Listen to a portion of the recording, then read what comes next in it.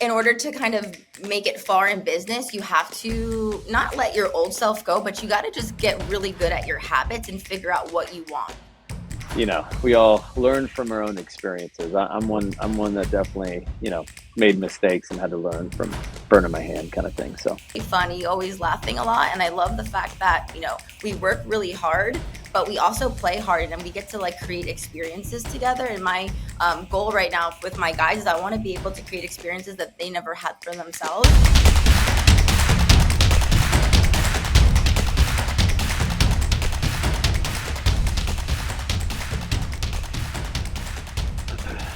all right. Happy Friday, everybody. Welcome to the Clear channel. For those of you guys that are just joining us for the very first time, something that we created a few years ago, and our mission is to help change the world one leader at a time. And I'm really excited to have my friend Rachel on this morning to share a little bit about her experiences and her entrepreneurial journey.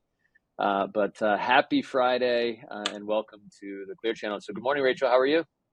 Good. How are you, Ken? Thanks for having me on. Yeah, my pleasure. So Rachel, obviously, just to kind of set the stage, we're gonna get to know you a bit, have you share your experiences in your career. But do you mind sharing for anyone that watches the channel, or maybe we have some people in the audience today watching live? Tell us just about your background. Where did you grow up? Where did you live, and just experience before you got into your business career? Gotcha. So a little bit of background about me. I was originally born in Fort Lauderdale, Florida. So if you don't know where that is, it's like 30 minutes north of Miami. Everyone knows where Miami's at. I was in Fort Lauderdale until I was 2 years old. I moved to Colombia and I came back to the States when I was 8. My mom is Colombian, my father is American. And so growing up, I had a really great childhood. And then kind of growing up, I always was told, go to school and then get a great job. So I graduated with my bachelor's in biology at Florida Atlantic University. Roll Owls. And yeah, had to throw that in there now that we almost won March Madness last year. Um, Yeah. and then my goal was always to be a pharmacist, and then now I run my own business. So I think it's pretty cool. Yeah.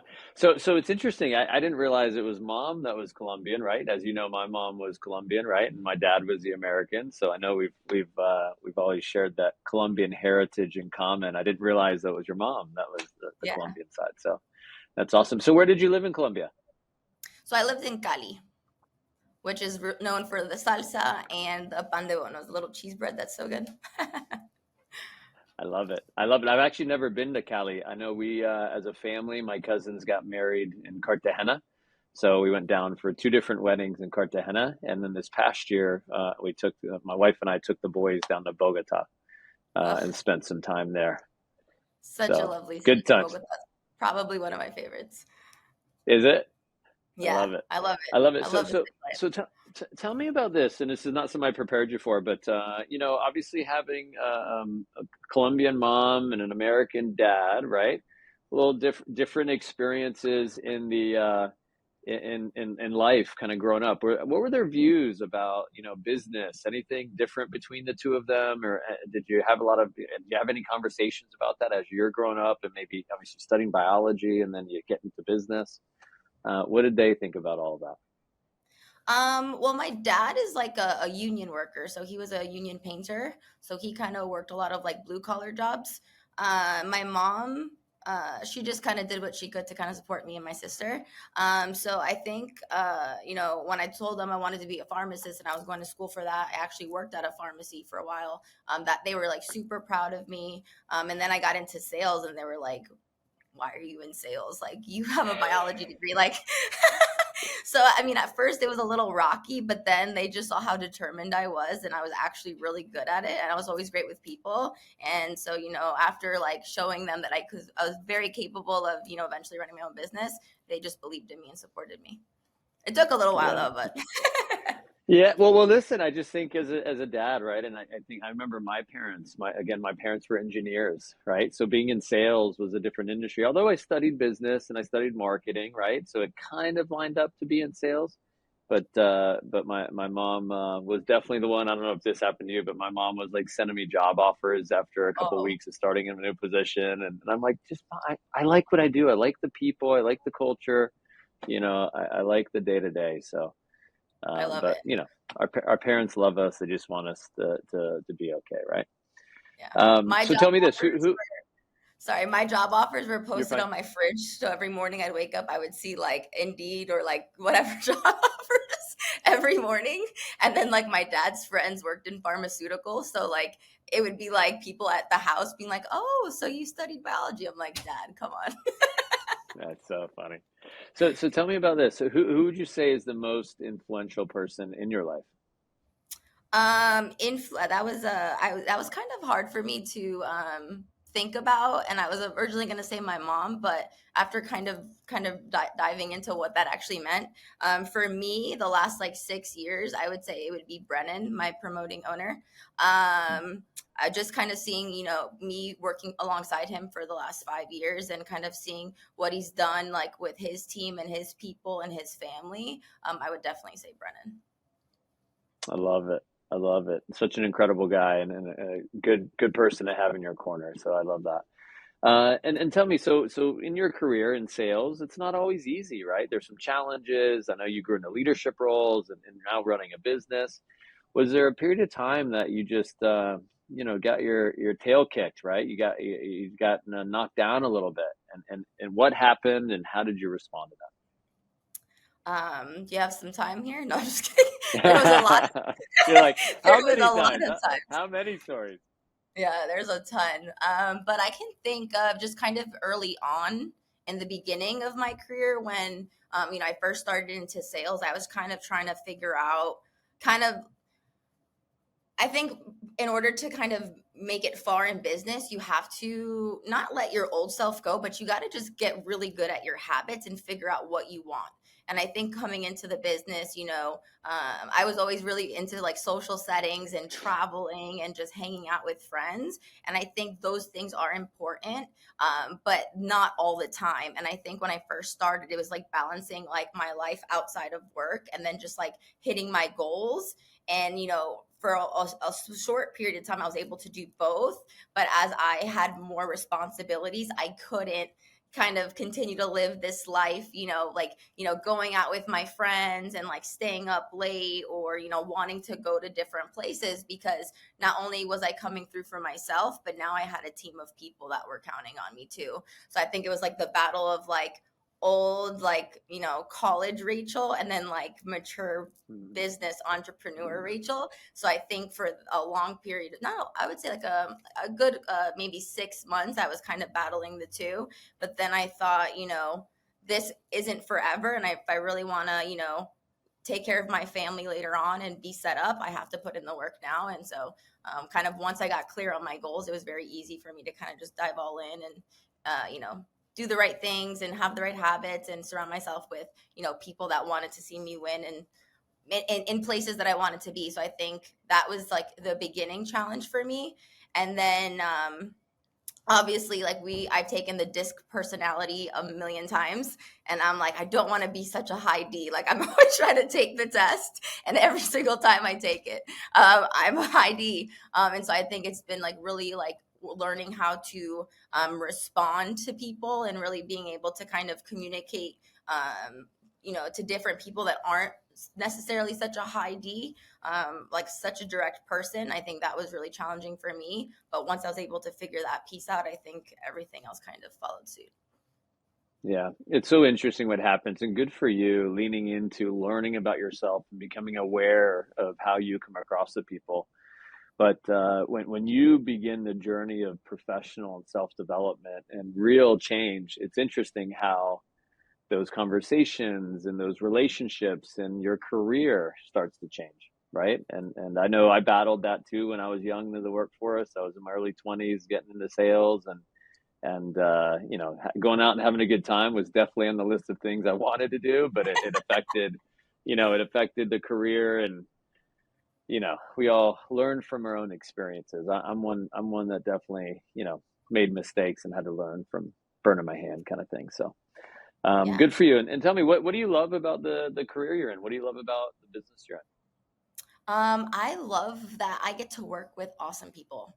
And it's cool because it's like my business, so I get to choose who I get to work with. But like genuinely speaking, like I love every single person. I always say like my group is really unique. We're just a bunch of characters, really funny, always laughing a lot. And I love the fact that, we work really hard, but we also play hard and we get to like create experiences together. And my goal right now with my guys is I want to be able to create experiences that they never had for themselves. And we've done some pretty in? cool things. Nothing super crazy. I'm still a pretty new owner, but just the experiences and the relationships that I have in my business, I think that's like my favorite part about it.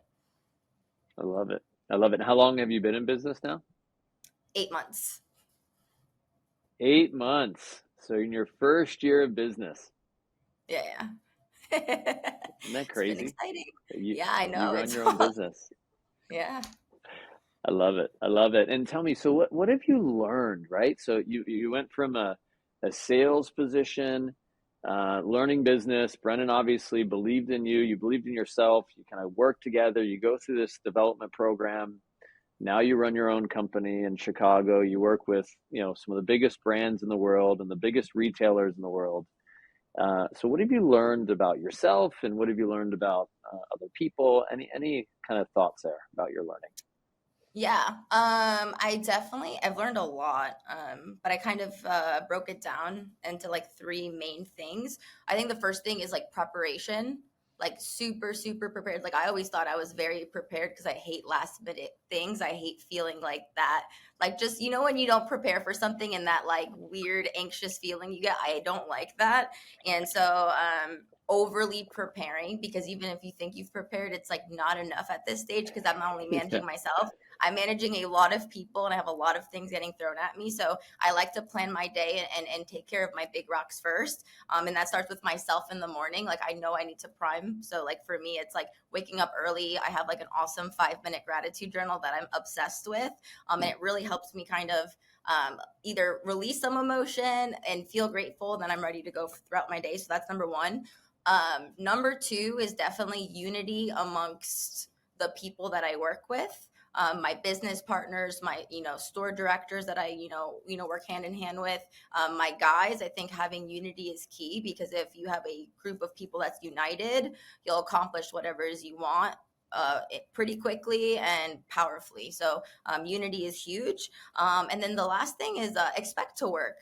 Like everyone always told me like entrepreneurship isn't easy, and it's basically how you are as a regular sales rep leader, and then it's just doing the same things that you did prior but just at a bigger level, and that's like not true. It's like a lot of work. Be prepared for that, but that work is so worth it.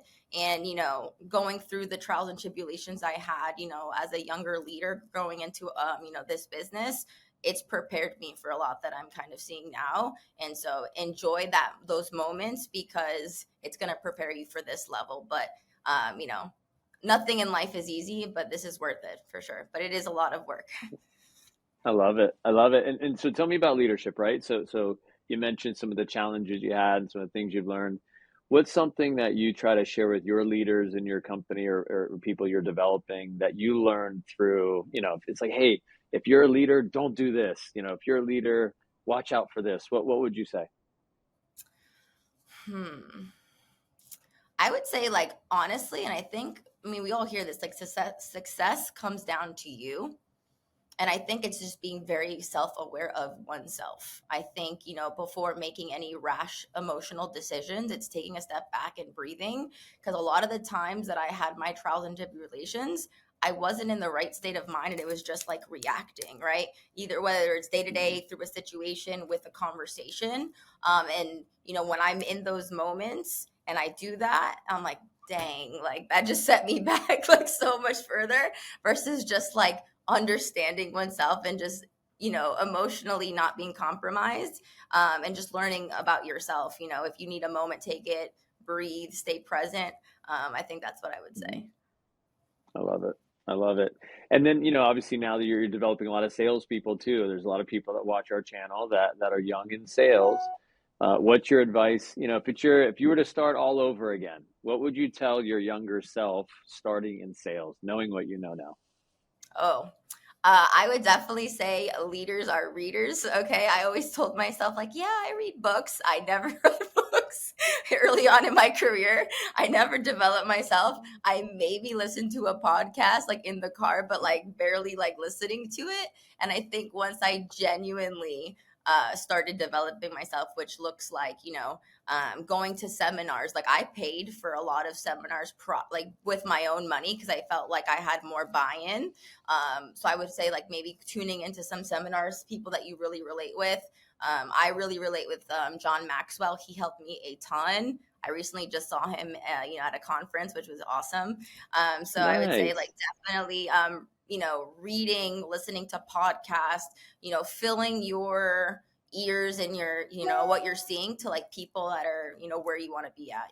Tony Robbins was also huge for me in the beginning and still is. He does like free conferences twice a year, so there's tons to tune into. So I would say that would be the one thing I would tell my younger self is like, you're not too cool for a book, pick it up and actually read it. It's interesting you say that. The saying that resonates in my mind, it comes from my mom, where there's a will, there's a way, and I think of and my team in my office know I've been talking about this lately. My son is like kind of getting obsessed about a few things. You heard on the call yesterday about his little morning routines. We were at the gym this morning, running on the treadmill, working out, and he's getting prepared for soccer and his state cup tournament, right? But he's also learning the piano. When I was traveling to Texas a few weeks ago, I came back and he legit played a song on the piano. And I'm like, Brady, what, how did you learn the piano? He goes, Daddy, I just got on YouTube.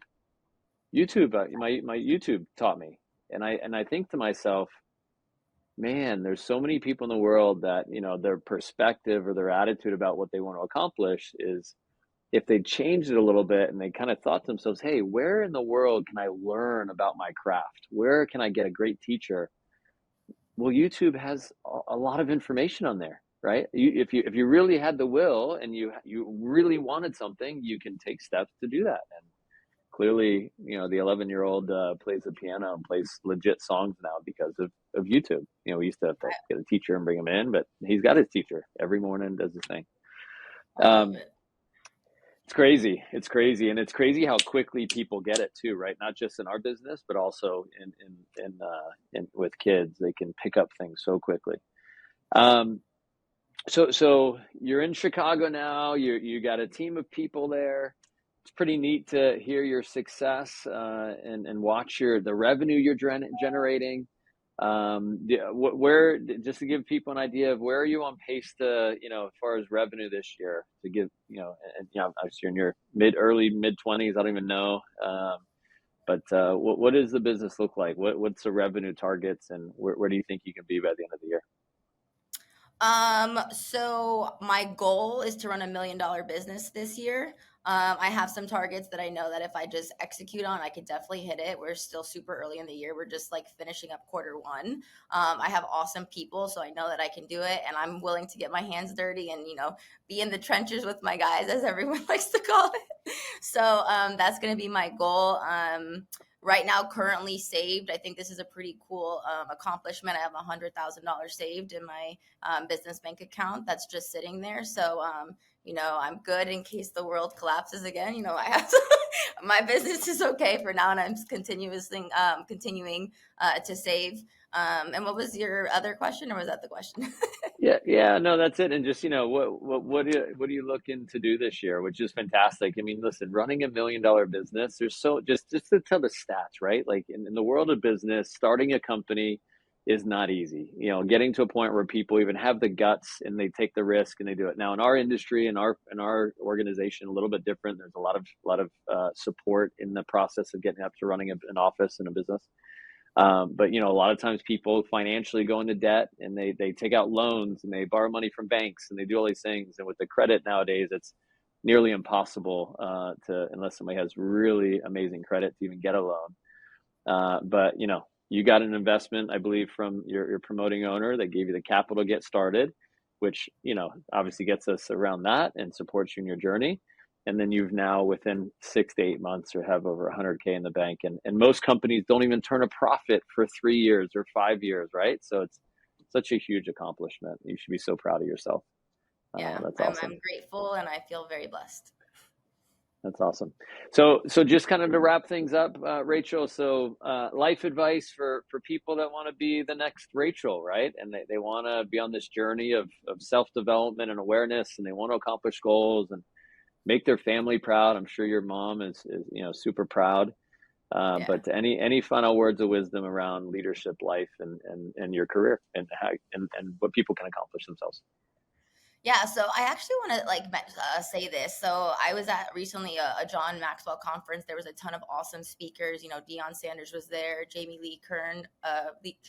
Lima, who like basically is like founder of It Cosmetics, huge. And they said something that resonated with me, and it was like, don't try to be someone else. Every single person was born an original, so don't die a copy, right? And I think that was so powerful for me because for the longest time, I was always trying to be like this person or like, you know, Brennan, who influences me so much. And he's an amazing mentor, and Sebastian, who's amazing as well. But it's like, everyone has special characteristics and things that make them strong, and they have things that they're are their strong suits, and everyone is different. So I would say you are uniquely you, so use your strengths to your advantage. And I think that if there's things that I've said or someone in your life says that resonates with you, try to imitate their decision making and their choices, right? Because I think if you could do those things, you'll emulate like that person's success, but never try to be that person. So I think something that really helps me, and it's a mantra that I say to myself: